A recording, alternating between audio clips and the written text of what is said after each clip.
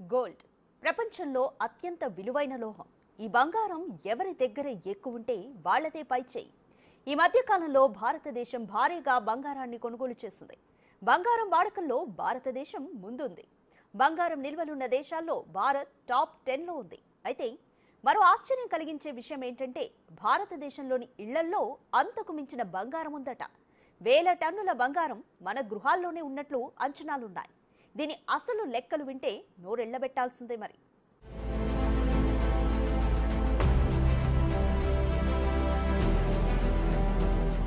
భారతదేశంలో బంగారం ఉండని ఇల్లు ఉందంటే నమ్మడం కష్టం. క్లాస్తో సంబంధం లేకుండా ఎంతో కొంత కనకం కొనడం మనోళ్లకున్న వారసత్వ సంపద. అందుకే భారతదేశంలో బంగారంతో అనుబంధం శతాబ్దాలుగా కొనసాగుతూనే ఉంది. ఇక్కడ ఈ లోహానికి మతపరమైన ఆర్థిక కోణం నుండి ప్రాముఖ్యత ఉంది. అంతకు మించి భారతీయులకు బంగారం అంటే చాలా ఇష్టం కూడా. ముఖ్యంగా భారతీయ మహిళలు బంగారు ఆభరణాలు కొనుగోలు చేయడంలో ముందు వరుసలో ఉంటారు. బంగారం అంటే చాలా మందికి ఇష్టం. అయితే ఇక్కడ చాలా మందికి ఇదొక వ్యసనం కూడా. అయితే ఇటీవల మరింత ఖరీదైన ధర కారణంగా దానిని కొనడం అందరికీ అంత ఈజీ కాదు. అయినప్పటికీ ప్రపంచంలోని అత్యధిక బంగారం ఉన్న దేశాల్లో భారత్ టాప్ లో ఉండడం విశేషం. అందుకే భారత్ను ఒకప్పుడు సోనేకి చిడియా అని పిలిచేవారు. అయితే మొఘల్ ఆక్రమణదారులు బ్రిటిష్ వారు భారతదేశాన్ని భారీగా దోచుకున్నారు. అందులో భారీ మొత్తంలో బంగారాన్ని కూడా ఎత్తుకెళ్లారు. అయినా కానీ నేటికి బంగారాన్ని కాపాడుకోవడంలో భారతదేశం సోనేకి చిడియాలానే ఉంది. ఇటీవల వరల్డ్ గోల్డ్ కౌన్సిల్ వెల్లడించిన నివేదిక ప్రకారం భారతీయ మహిళల వద్ద దాదాపు 22,000 టన్నుల బంగారం ఉంది. దాని విలువ దాదాపు $1 ట్రిలియన్, అంటే దాదాపు 100 లక్షల కోట్లకు పైమాటే. భారతీయ మహిళల వద్ద ఇంత మొత్తంలో బంగారం ఉండడం ప్రపంచంలోని అత్యధికం. ఎందుకంటే ప్రపంచంలోని టాప్ 5 బ్యాంకుల్లో కూడా ఇంత బంగారం నిల్వలు లేవంట. ఇక ఇది భారతదేశం 26 సంవత్సరాల కాలంలో ఆభరణాలు, కడ్డీలు, నాణాలను తయారు చేయడానికి దిగుమతి చేసుకున్న బంగారంతో సమానం. అయితే ఎటూ కదలకుండా మగ్గుతున్న ఈ బంగారాన్ని రన్నింగ్ లో పెట్టడానికి, దిగుమతులను తగ్గించుకోవడంలో సహాయపడడానికి గోల్డ్ ట్రేడ్ సంస్థలు ప్రభుత్వానికి లేఖ రాశాయి. రాబోయే బడ్జెట్లో బంగారం డిపాజిట్లకు అనువైన కాలపరిమితి, అధిక వడ్డీ రేట్లు అందించడం ద్వారా ఇంట్లో దాక్కున్న గోల్డ్ బయటపడుతుందని అంటున్నారు. అలాగే ఈ పథకం కింద బ్యాంకుల్లో 500 గ్రాముల పూర్వీకుల బంగారం డిపాజిట్లకు పన్ను విచారణలు ఉండవని డిపాజిటర్లకు హామీ ఇస్తే ఇవి బయటకొస్తాయని సూచించారు. దీని ద్వారా బంగారు ద్రవ్యీకరణ పథకం జీఎంఎస్ లాభదాయకంగా ఉండేలా రూపొందించాలని విజ్ఞప్తి చేశారు. అయితే 2024 మొదటి 11 నెలల్లో భారతదేశం బంగారు దిగుమతులపై రికార్డు స్థాయిలో $47 బిలియన్ ఖర్చు చేసింది. ఇది 2023లో బంగారం ధరలు రికార్డు స్థాయికి పెరగడం వల్ల ఖర్చు చేసిన $42.6 బిలియన్ కంటే ఎక్కువ. అయితే లాకర్లలో ఉన్న నిష్క్రియ బంగారాన్ని బయటకు తీసుకురావడానికి కస్టమర్లను ఒప్పించాలని నిపుణులు అంటున్నారు. దీనికి గుర్తింపు పొందిన ప్రసిద్ధ రిటైల్ ఆభరణాల వ్యాపారుల భాగస్వామ్యం కోరుతున్నారు. దీన్ని సులభతరం చేయడానికి ప్రభుత్వం జీఎంఎస్ ని సవరించాలని అంటున్నారు. ఇప్పటికే భారతదేశం 800 నుంచి 850 టన్నుల బంగారాన్ని దిగుమతి చేసుకుంది. నిపుణుల అభిప్రాయం ప్రకారం 22,000 టన్నుల బంగారాన్ని సమీకరించే సామర్థ్యం ఉన్నప్పటికీ విధానపరమైన విశ్వసనీయ సమస్యల కారణంగా జీఎంఎస్ భాగస్వామ్యం తక్కువగా ఉందని అంటున్నారు. అందుకే భారత నివాసితుల్లో నమ్మకాన్ని పెంపొందించడానికి 500 గ్రాముల వరకు పూర్వీకుల బంగారు డిపాజిట్లను పన్ను విచారణల నుండి మినహాయించాలని ప్రభుత్వానికి లేఖ రాశారు. అయితే విభిన్న డిపాజిటర్ల అవసరాలను తీర్చడానికి బ్యాంకులు సౌకర్యవంతమైన కాల పరిమితిని అందించాలని అంటున్నారు.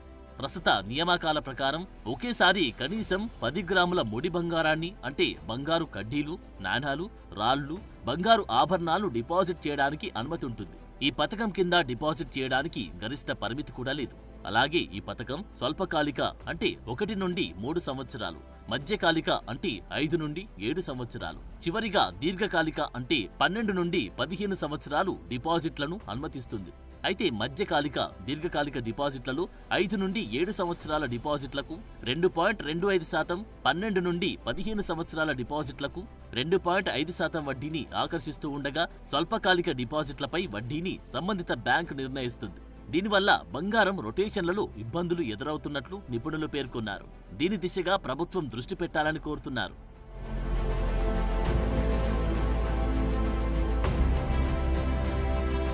I don't ever slow up, no I don't take shit. I got no love for the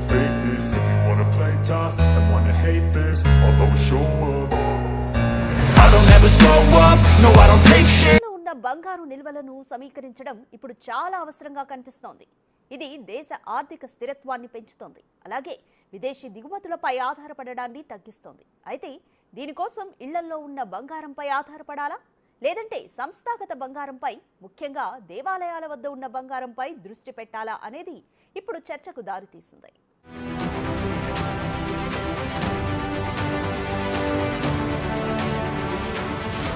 దేశంలో బంగారం భారీ స్థాయిలో పేరుకుపోవడం వల్ల దేశీయ బంగారు నిల్వలు లెక్కల్లోకి రావట్లేదు. దీనితో భారతదేశం దిగుమతులపై ఆధారపడుతుంది. దేశంలో ఉన్న ఇంత బంగారం మార్కెట్లోకి వస్తే ఇతర దేశాల నుండి భారత్ బంగారాన్ని దిగుమతి చేసుకోవడం తగ్గుతుంది. ఎందుకంటే దిగుమతి కోసం భారత్ బిలియన్ల కొద్దీ విదేశీ మారక ద్రవ్యాన్ని ఖర్చు చేస్తోంది. ఇంత భారీ వ్యయాన్ని ఆదా చేయడం వల్ల కలిగే ప్రయోజనాల గురించి ఇప్పుడు చర్చలు జరుగుతున్నాయి. అదే దేశంలో నిరుపయోగంగా మూలుగుతున్న 22,000 టన్నుల బంగారం బయటకొస్తే భారతదేశం 35 సంవత్సరాల పాటు బంగారాన్ని దిగుమతి చేసుకోవాల్సిన అవసరం లేదు. అందుకే భారతీయుల దగ్గర ఉన్న బంగారం మార్కెట్లో లేకుండా నిరుపయోగంగా ఉన్న సమస్యకు పరిష్కారం అవసరమైంది.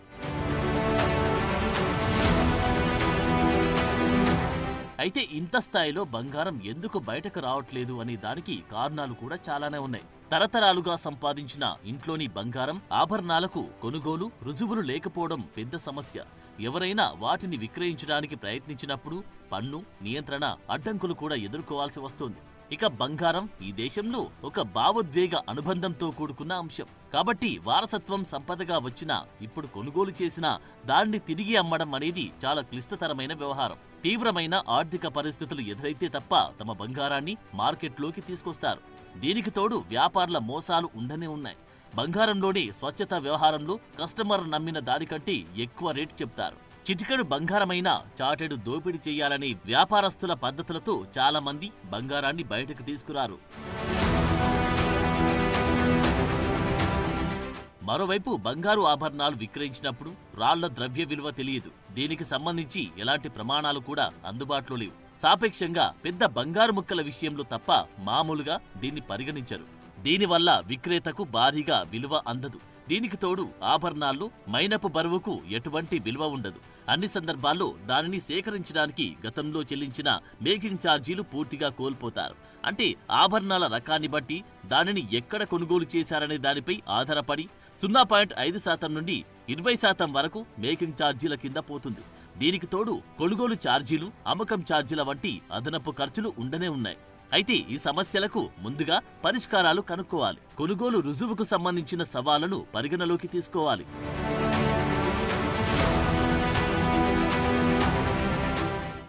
ఇక సంస్థాగత బంగారం విషయానికి వస్తే దేవాలయాలు వంటి మతపరమైన సంస్థల ఆధీనంలో ఉన్న బంగారాన్ని సమీకరించడానికి అవకాశముంటుంది.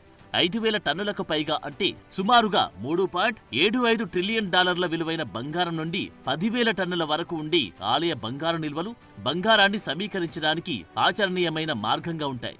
ఇవి వ్యక్తిగత హోల్డింగ్ల మాదిరిగా కాక పన్నులు, నిధుల, వనరుల అవసరాలకు లోబడి ఈ ఆలయ ఆస్తులుండవు. కాబట్టి బంగారం సమీకరించే ప్రక్రియను ఇది సులభతరం చేస్తుంది. కాబట్టి వీటిని దేశంలోని విశ్వసనీయ గుర్తింపు పొందిన బంగారు శుద్ధి కర్మాగారాలతో భాగస్వామ్యం చేయడం ద్వారా దేవాలయాలు తమ విభిన్న బంగారు నిల్వలను ప్రామాణికమైన స్వచ్ఛమైన బంగారు కడ్డీలుగా మార్చుకుంటాయి. ఇది అమ్మకం లేదా పెట్టుబడికి అనుకూలంగా ఉంటాయి. ఇక స్వచ్ఛమైన బంగారు కడ్డీలుగా మార్చిన తర్వాత దేవాలయాలు బంగారాన్ని ఆస్తులుగా నిలుపుకోవడమో లేదంటే బ్యాంకులకు, వ్యాపారులకు విక్రయించే అవకాశం ఉంటుంది. అమ్మకాల ద్వారా వచ్చే ఆదాయాన్ని మరో మార్గంలో ఆదాయం సంపాదించడానికి పెట్టుబడిగా పెట్టొచ్చు. అలాగే నిలుపుకున్న ఆస్తులను వడ్డీని సంపాదించడానికి బ్యాంకులకు అప్పుగా ఇవ్వవచ్చు. తద్వారా నిల్వ, బీమా ఖర్చులు కూడా తగ్గుతాయి. ఇక బ్యాంకులు కూడా బంగారు ఆభరణాల ఫ్యాక్టరీలకు, దేవాలయాలకు చెల్లించే దానికంటే ఎక్కువ వడ్డీ రేటుకు రుణాలు ఇవ్వడం ద్వారా లాభాలను కూడా ఆర్జిస్తాయి. ఇది దేశ భవిష్యత్తుకు తోడ్పడుతుంది. కాబట్టి దేవాలయాలు తమ బంగారాన్ని ఎంతవరకు అమ్మితే అది భారతదేశ బంగారు దిగుమతులను అంత తగ్గిస్తుంది. ఇది విలువైన విదేశీ మారక ద్రవ్యాన్ని సంరక్షించడంలో సహాయపడుతుంది. ఇది దేశీయ బంగారు రుణ మార్కెట్ను పెంపొందిస్తుంది. విదేశీ బంగారం రుణాలపై భారతీయ బ్యాంకులు ఆధారపడడాన్ని తగ్గిస్తోంది. భారతదేశ ఆర్థిక స్వయం సమృద్ధిని కూడా పెంచుతుంది. అంటే ఇది అందరికీ విన్ విన్ పరిస్థితిగా మారుతుంది.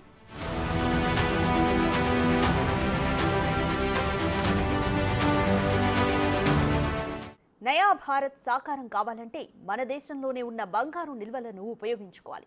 అయితే దీనికి విధాన నిర్ణేతలు, మత సంస్థలు, ప్రైవేట్ రంగాల మధ్య సహకారం కావాలి. అప్పుడే భారతదేశం తన బంగారు నిల్వల పూర్తి సామర్థ్యాన్ని వినియోగించుకుంటుంది.